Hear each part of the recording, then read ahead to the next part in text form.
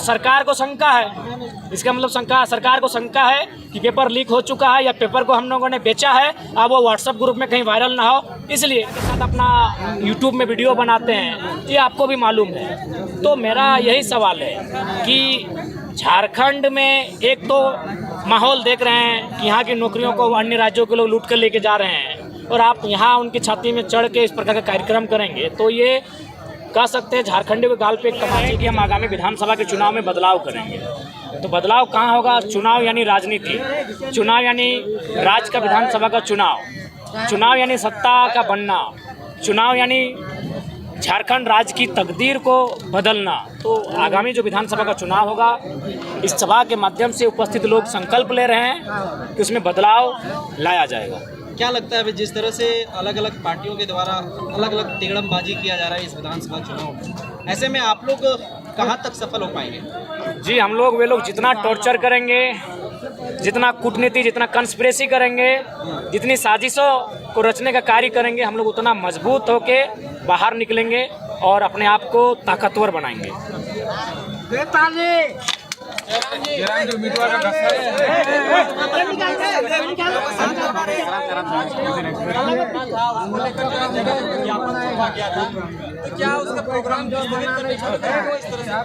देखिए, आरोप नहीं, आपको भी मालूम है कि तमिलनाडु किस प्रकार से वो लोगों को दिग्भ्रमित करते हैं, किस प्रकार से गलत डेटा के साथ अपना यूट्यूब में वीडियो बनाते हैं, ये आपको भी मालूम है। तो मेरा यही सवाल है कि झारखंड में एक तो माहौल देख रहे हैं कि यहाँ की नौकरियों को अन्य राज्यों के लोग लूट कर लेके जा रहे हैं, और आप यहाँ उनकी छाती में चढ़ के इस प्रकार का कार्यक्रम करेंगे तो ये कह सकते हैं झारखंड के गाल पे एक तमाचे के जैसा है। तो इससे अच्छा है कि इस विषय को संज्ञान लेकर प्रशासन ने उस कार्यक्रम को रोका है, ये एक बढ़िया संदेश।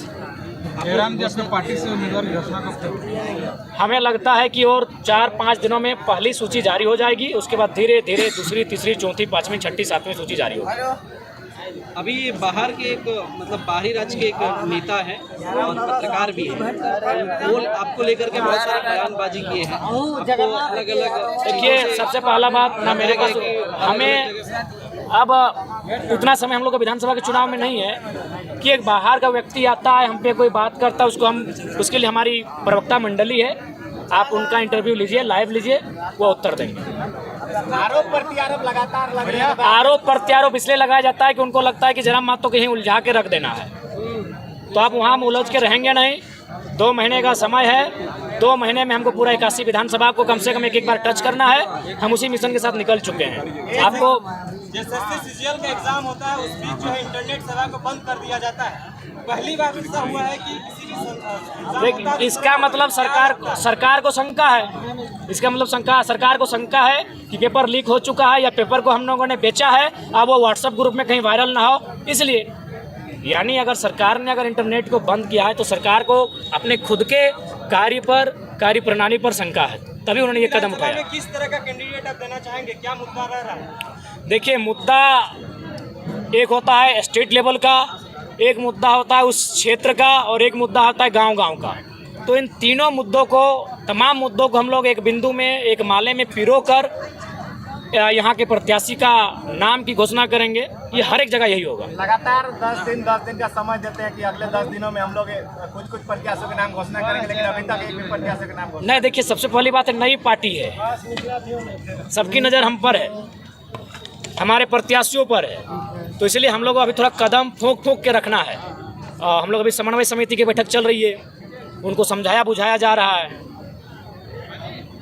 जयराम जी, एक बड़ी सवाल संजय मेहता ने, देखिए, सवाल का उत्तर दिया जा चुका है, और इस पे सवाल हमसे उस दिन कीजिएगा। सबसे पहले उनको बधाई, वो फले फूले, जीवन में बहुत आगे बढ़े, लेकिन इस सवाल का उत्तर हम उस दिन देंगे जब वो अपने संगठन के बाद चुनाव लड़ेंगे और 8.5 लाख वोट उनकी पार्टी ले आएगी। तब हम लोग 8.5 लाख वोट लाए हैं, तो हम लोग अपना उन पे तभी हम लोग बात करेंगे जब वो 8.5 लाख वोट लेकर आएंगे। बिल्कुल सही बात। दादा, अचानक से जब भी केसेस से कोई भी नेता चले जाते हैं जो गरीब का पैसा जितना भी दिए थे, और अचानक से पार्टी चेंज कर, देखिए, उसमें हम लोग स्वीकार करते हैं, हमारी नैतिक जिम्मेवारी थी वहाँ। हम हमारे संगठन से व्यक्तिगत हमसे भूल हुई है, क्योंकि लोकसभा का चुनाव पहला चुनाव था, इंसान को परखने में हम लोगों ने भूल किया है, ये सत्य है, इसको स्वीकार करते हैं। और विधानसभा के चुनाव में ये भूल ना हो, इसके लिए हम लोग अपने जो गुप्तचर हैं उनको दुरुस्त करेंगे, एक बढ़िया फीडबैक ला के देंगे। अच्छा, एक सवाल है सर कि रिजवान क्रांतिकारी जो अल्पसंख्यक मोर्चा के अध्यक्ष थे, उनके जगह पे कोई और अभी आप लोगों ने बनाया, तो क्या रिजवान क्रांति ने जो किया है वो सत्यापित हो गया है क्या? देखिए नहीं, अभी उसकी जांच चल रही है और चूँकि आरोप प्रत्यारोप का जो दौर चला और कार्यक्रम रुका था, चूँकि उन पर अभी जांच चल रही थी, यानी वो कार्यक्रम में जा नहीं रहे थे, तो इसीलिए हमने कार्यकारी दोनों को भी कार्यकारी मनोनयन उनका किया गया है। जांच की रिपोर्ट जैसी आएगी और उस रिपोर्ट में जो भी तथ्य और बिंदु सामने आएंगे, उसके बाद हम लोग एक निष्कर्ष में पहुंचेंगे। ऐसे उम्मीद है कि वह कहीं ना कहीं वो संलिप्त ना हो, हम लोग ऐसी आशा और अपेक्षा करते हैं। जयराम महतो का और एक आया हुआ है कि चाइना से कहीं आपका फंडिंग हो रहा है। ठीक है, तो आप हमारे अकाउंट नंबर को ले लीजिए, जो नया अकाउंट, चूँकि जो भी प्रत्याशी हैं उनको नया अकाउंट चुनाव के समय बनाना पड़ता है, 10 दिन के मतलब लेटेस्ट नया। जांचिए आप, ये मीडिया का काम है। 40 सीट चाहिए, लेकिन शुरुआत 1 से होती है और JLKM का 1 नंबर का सीट डुमरी है। तो पार्टी का ये संदेश था कि 1 नंबर की सीट पर पार्टी के केंद्रीय अध्यक्ष को ही लड़ना चाहिए। 41 बाद में पहले आप 1 से शुरुआत करेंगे। और JLKM की अगर बात कही जाए तो पूरे 46 विधानसभा हम लोग, चूँकि लोकसभा 8 था लेकिन विधानसभा 46 आता है, और नंबर 1 कौन था? डुमरी। तो इसीलिए हमारे संगठन का, बुद्धिजीवियों का, तमाम जो राजनीति को सूझबूझ रखने वाले लोगों का ये राय थी कि 1 में नंबर 1 सीट पर पार्टी के नंबर 1 लीडर यानी केंद्र अध्यक्ष को लड़ना चाहिए। इसीलिए आप जाइए उस डुमरी के रणभूमि में। मांडू इनमें से हो सकता है, और उसके बाद जब हम लोग आकलन करेंगे परिस्थितियों का, उसके बाद ये निर्णय लेंगे।